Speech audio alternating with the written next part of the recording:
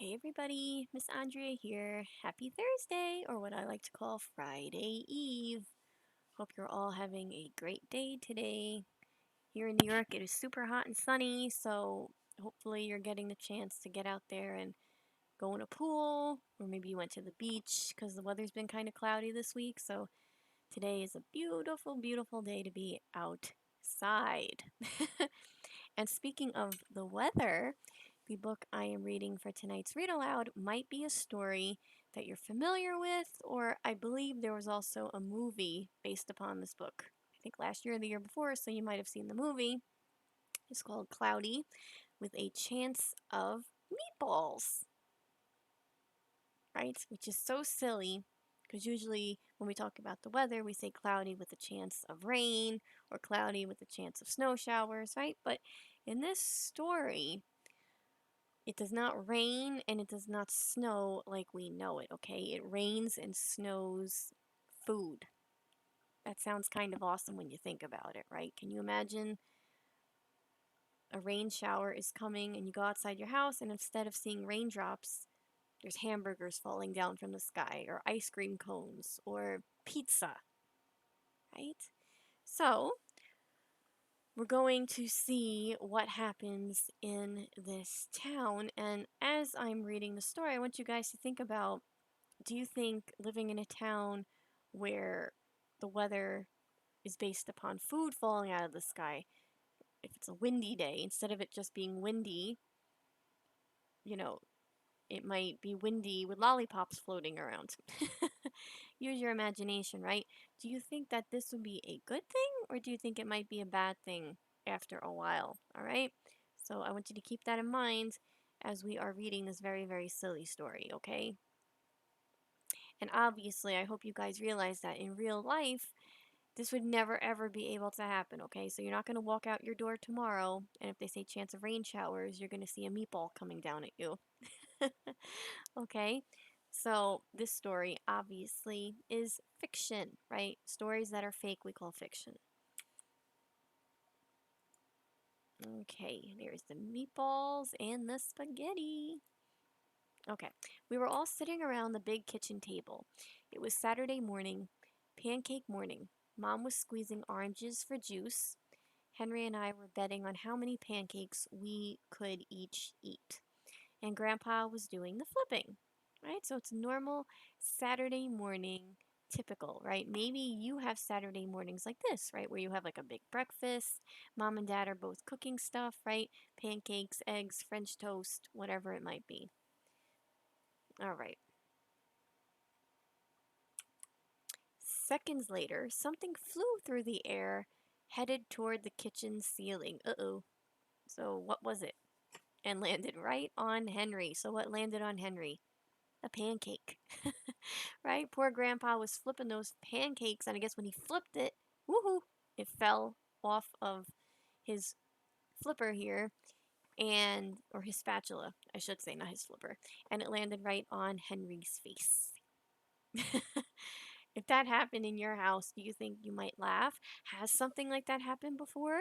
When mom or dad are cooking and then maybe they lose control and either the food ends up on the floor or ends up on the table or ends up on one of you guys? It's very silly, right? After we realized that the flying object was only a pancake, we all laughed, even Grandpa. It's very silly. Breakfast continued quite uneventfully. All the other pancakes landed in the pan, so there was no more accidents, and all of them were eaten, even the one that landed on Henry, right? So no pancakes went to waste. Everything was eaten, even the one on his face. Would you want to eat the pancake on his face? Probably not, right? So maybe he ate it himself. That night, touched off by the pancake incident at breakfast, Grandpa told us the best tall tale bedtime story he'd ever told. Across an ocean, over lots of huge mountains, across 3 hot deserts, and one smaller ocean, so very, very far away, right?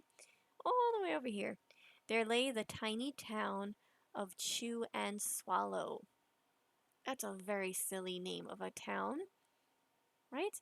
What is the name of your town?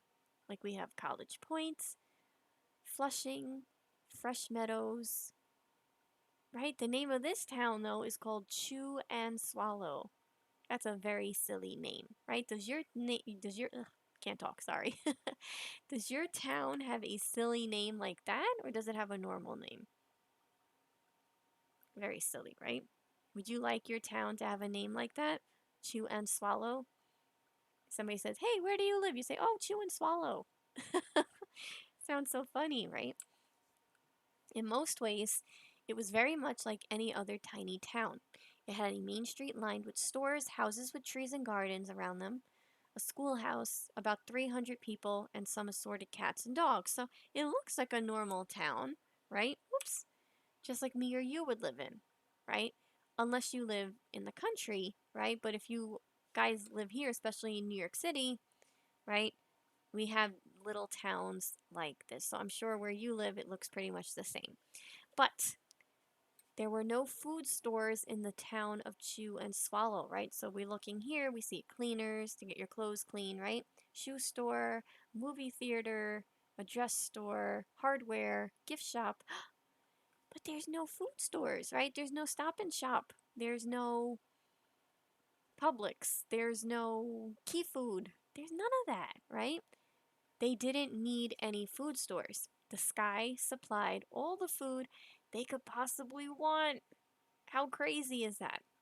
The only thing that was really different about Chew and Swallow was its weather. It came 3 times a day at breakfast, lunch, and dinner. Everything that everyone ate came from the sky. Whoa, my mind is blown, right? Can you imagine just no more food stores, right? And if you say, "Hey mom, I'm hungry," right? And she says, "Okay, well, if you wait, it's almost afternoon, the sky, you know, the weather report said that the sky is going to be throwing down some sandwiches. So wait until that happens." How silly is that, right? But it's just like we eat normally, right? Normally, we eat a breakfast, a lunch, and a dinner.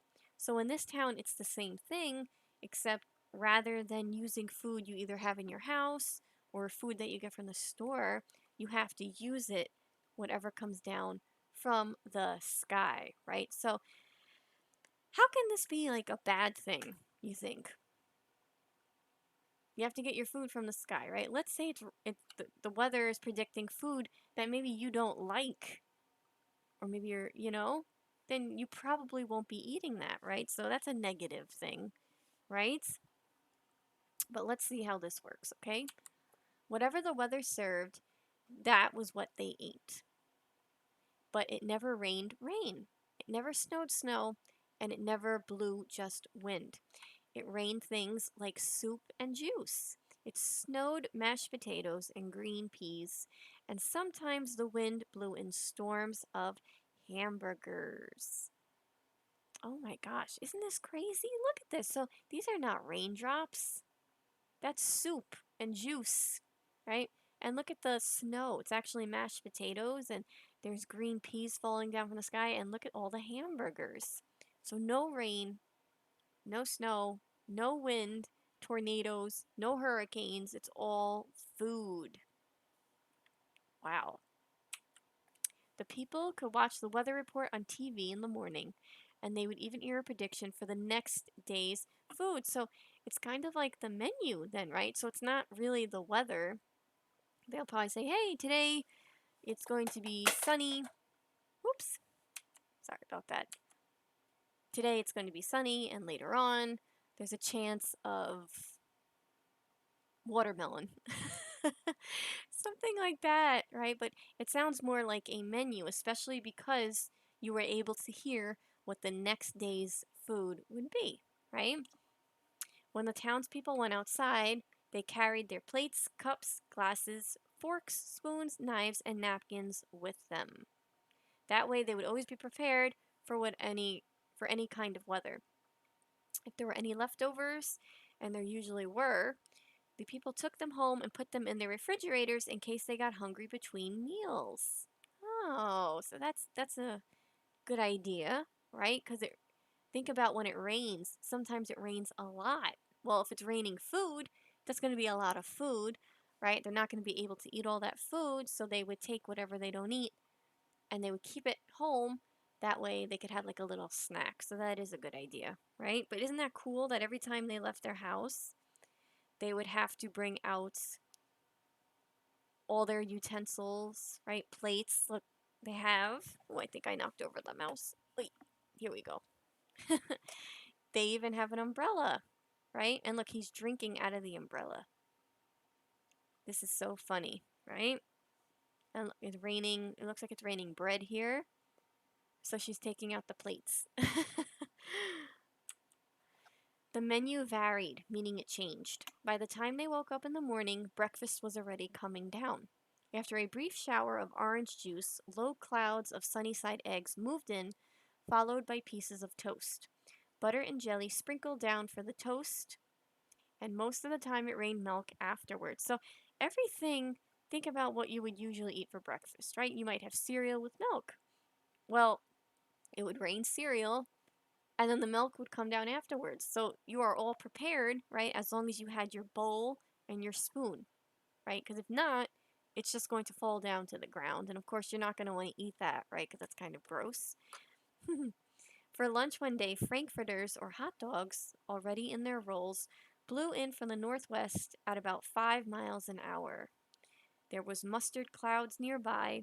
Then the wind shifted to the east and brought in baked beans. A drizzle of soda finished off the meal. Right? So they're in a restaurant, right? But what's do you see how the ceiling, there's no windows, there's no covering, right? Because that's how they get the food in the restaurant when it rains, right? So that is what we see here. It's raining hot dogs and there's mustard clouds, right?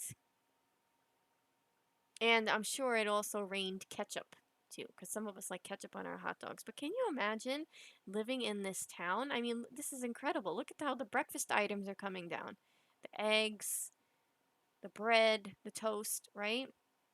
The milk. He's collecting orange juice in his cup. It's raining orange juice. Can you imagine living in a town like this? It's very difficult to imagine, right? Because we're so used to going to stores. Dinner one night consisted of lamb chops, becoming heavy at times, with occasional ketchup. Periods of peas and baked potatoes were followed by gradual clearing, with a wonderful jello setting in the west. So instead of the sun setting, it's a jello mold. Right? Oh my goodness. So it's good, I guess, also because it's helping to feed all the animals, right? Squirrels, here we have some deer, the bears, foxes. They're all able to eat the food also. So it's good for them. The sanitation department of Chew and Swallow had a rather unusual job for a sanitation department. It had to remove the food that fell on the houses and sidewalks and lawns. Because remember, my friends, rain, right, falls down everywhere, and sometimes it's heavy and sometimes it's light, but it's falling down everywhere, right? So, if it's raining food, like I had said before, there might be a lot left over. You have to have that cleaned up, right? So, the sanitation department would come in, they cleaned up things after every meal and fed all the dogs and the cats. Well, that's so nice, right? So, nothing is getting put to waste. Then they emptied some of it into the surrounding oceans for the fishes and turtles and whales to eat. The rest of the food was put back into the earth so that the soil would be richer for the people's flower gardens, right? We call that compost. It's when you take old food scraps and you kind of put them back into the dirt to enrich the soil, right? So they're doing a really nice thing here. They're not leaving any of the food to waste. They're making sure all the animals are getting fed on land and in the water, and they're also giving back to the soil. So I think it's good how they have this, right? Because can you imagine? What do you think would happen if they didn't come and clean up all this additional food? What usually happens, right? If a piece of food falls on the floor, what happens over time? Well, depending on what it is, right, especially if it's something sweet, it'll attract a lot of bugs, right? Imagine all the soda, right? If you spill a little bit of soda on the floor, do you ever notice little ants start to come, right? So it can lead to big problems. So it's actually very good that they are cleaning this up. And also, the town might start to smell really bad, right? Because food does go bad after about a week or so, right? Um, so that would be kind of a gross problem. Life for the townspeople was delicious until the weather took a turn for the worse. Oh, what does that mean? Okay, this says spaghetti ties up the town. It wouldn't stop raining spaghetti. Remember, like in the story I read for Stregonona, where the pot kept making the pasta and it wouldn't stop? This is like the same thing, right? Too much. One day, there was nothing but gorgonzola cheese all day long.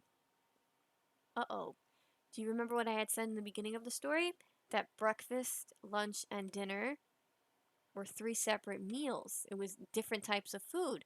But now it's only raining one type of food the whole day. The next day there was only broccoli, all overcooked. And the next day there was Brussels sprouts and peanut butter with mayonnaise. Ugh. Another day there was a pea soup fog. No one could see where they were going, and they could barely find the rest of the meal that got stuck in the fog. So, can you imagine if this had happened to you in your town? You had to eat the same thing all day long. Pancakes for breakfast, pancakes for lunch, pancakes for dinner. The next day, hamburgers for lunch, hamburgers for breakfast, hamburgers for dinner. Do you think you would like that or no? Probably not, right? Breakfast has its own items, lunch has its own items, and so does dinner, right? To have the same thing 3 times a day is kind of annoying. The food was getting larger and larger, and so were the portions. That means it's getting really, really big, right? And the portions were bigger. So imagine a plate of food, it was like 3 times that size. The people were getting frightened, violent storms blew up frequently, awful things were happening. On Tuesday, there was a hurricane of bread and rolls all day long and into the night. There were soft rolls and hard rolls, some with seeds and some without. There was white bread and rye and whole wheat toast. Most of it was larger than they had ever seen bread and rolls before. It was a terrible day. So, can you imagine you walk outside your house and it's raining bread and rolls? It would hurt, right? Because they're huge, right? They're very, very big now. So, do you think the people are able to eat it? No, right? There's going to be a lot more waste. Everyone had to stay indoors because it was very dangerous, right? Roofs were damaged and the sanitation department was beside itself. The mess took the workers 4 days to clean up, and the sea was full of floating rolls. Because remember, it's raining food a lot more frequently now, and they can't keep up with it. So there's a lot more waste. To help out, the people piled up as much bread as they could in their backyards.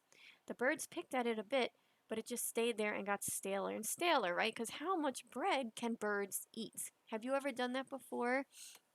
If you have like leftover rolls or Italian bread, right? Does your mom take it outside and break it into little pieces to feed the birds? I'm sure she does that. I know my mom did that when I was growing up. They only eat a little bit, right? They can't eat all this bread. It's way, way too much. There was a storm of pancakes one morning and a downpour of maple syrup that nearly flooded the town. A huge pancake covered the school. Whoa, look at how big this pancake is. Can you imagine if a ginormous pancake fell on top of your school? That'd be crazy, right? No one could get it off because it was so big and heavy, so they had to close the school. And then all that syrup, right? Syrup is very, very sticky, so it's making for a huge mess, right? The cars can't move. Big, big problem, right? But look at how big these pancakes are. They're huge. So the weather is going crazy. Lunch one day brought 15-inch drifts of cream cheese and jelly sandwiches. So instead of snowing, it snowed cheese sandwiches. Everybody ate themselves sick, and the day ended with a stomach ache, right? Because how many sandwiches can you eat before getting sick, right? There was an awful salt and pepper wind, accompanied by an even worse tomato tornado. People were sneezing, right, because of the pepper, themselves silly, and they were running to avoid the tomatoes. The town was a mess. There were seeds and pulp everywhere. So a tornado, right, is a great big wind that keeps going around and around and around like this, and it picks up everything in its path. But now imagine that that wind is actually a tomato, right? And if you take a tomato and you squish it, the juices come out, right? It's very squishy. So this tomato tornado is making quite the mess, right? It's tearing things up. It's leaving tomato juice everywhere and seeds and pulp and ugh, gross, right? So the food is destroying the town now completely. What do you think they can do? Or what should they do, you think? Right? They live in this town. They get all their food from the weather, but now the weather's going crazy. So what do you think they should do? I want you to make a prediction, okay? And we're going to see if you are correct. The sanitation department gave up. The job was too big. Everyone feared for their lives. They couldn't go outside most of the time. How come? Because of all the food that was coming down from the sky. It was dangerous, right? Many houses had been badly damaged by giant meatballs, stores were boarded up, and there was no more school for the children. So, this is a big, big catastrophe. It's not good anymore, right? So, a decision was made. Let's see if your prediction is correct, to abandon the town of Chew and Swallow. It was a matter of survival. So they're going to abandon the town. What does abandon mean? Do you know what that means? It means to leave. So, was your prediction that the only way this could be solved is to leave the town? Did you predict that? If you did, good job. And if you predicted something else, remember, that's okay too because it means you are thinking and you're using your noggin, and that's good. The people glued together the giant pieces of stale bread sandwich style with peanut butter. Isn't that cool? That makes a lot of sense, right? They're not going to use wood and they're not going to use glue guns and things like that. They're using the food, right? So they use two giant pieces of bread and then they stuck the pieces of bread together like glue. They used peanut butter for the glue. They took the absolute necessities with them and set sail on their rafts for a new land. Remember, the land was very far away. They need to cross over the water to try to escape this crazy, crazy weather. How do you think they're feeling right now? They're probably feeling really scared and nervous, right? Like, oh my gosh, like, what are we going to do? What else, my friends, did they use to make their boat? What else do we see here? They have cheese for one of the sails, right? What else do you see? They have pizza for the other one. And it looks like they used bacon as a flag. That's so silly. But hey, if it works. After being afloat for a week, they finally reached a town, a small coastal town, meaning by the water, which welcomed them. The bread had held up surprisingly well, well enough for them to build temporary houses for themselves out of it. Which is funny because if you think about bread, I don't know if you guys have ever gone to like the pond by, if you have a park by your house and you bring bread to feed the birds or the ducks. If you throw the bread into the water, what happens to the bread? It gets wet and soggy immediately. But they used the bread to sail across the water. So how come the bread didn't get wet and soggy? Because it's so big and so thick, right? It would take a really long time for that bread to get wet and soggy. So they were actually able to recycle and reuse the bread to make their homes. Isn't that interesting? The children began school again, and the adults all tried to find places for themselves in the new land. The biggest change they had to make was getting used to buying food at a supermarket, right? Did you notice in this new island now, there's regular clouds, regular sun, regular weather. So now no more food's falling from the sky. They have to go to the store. They found it odd that the food was kept on shelves, packaged in boxes, cans, and bottles. Meat that had to be cooked was kept in large refrigerators. Nothing came down from the sky except normal rain and snow. The clouds above their heads were not made of fried eggs. No one ever got hit by a hamburger again. Right? And nobody dared to go back to chew and swallow to find out what had happened to it. They were too afraid. Henry and I were awake until the very end of Grandpa's story, and I remember his kiss goodnight. Okay, so nobody dared to go back to the town. So, what do you think happened to the town of Chew and Swallow? Maybe it got covered by a ton of food, right? Maybe the sanitation department stayed and tried to clean up as much as they could. What do you think happened? Right? We don't know, but we can think about it, right? The next morning, we woke up to see snow falling outside of our window. We ran downstairs for breakfast and ate it a little faster than usual so we could go sledding with Grandpa. Kind of like if you guys woke up and you saw the snow, you'd want to play outside too. It's funny, but even as we were sliding down the hill, we thought we saw a giant pat of butter at the top. So they think this is butter. What is that though? That's the sun, right? And we could almost smell mashed potatoes. So why are they saying they could almost smell mashed potatoes? What does this look like to you guys? It kind of looks like mashed potatoes, right? If it snows a lot, have you ever noticed that sometimes it does look like mashed potatoes, right? So now they're envisioning things around them are food, just like they heard in Grandpa's story, right? Okay, and that is the end, and there's more mashed potatoes. So now that I made you very hungry, hopefully you'll be eating dinner soon, or maybe you'll have dessert. Whatever it might be, you do not have to worry because it won't come falling from the sky, okay? All right, so I hope you enjoyed the story. It was a silly story, right? Um, but I think it was good, right?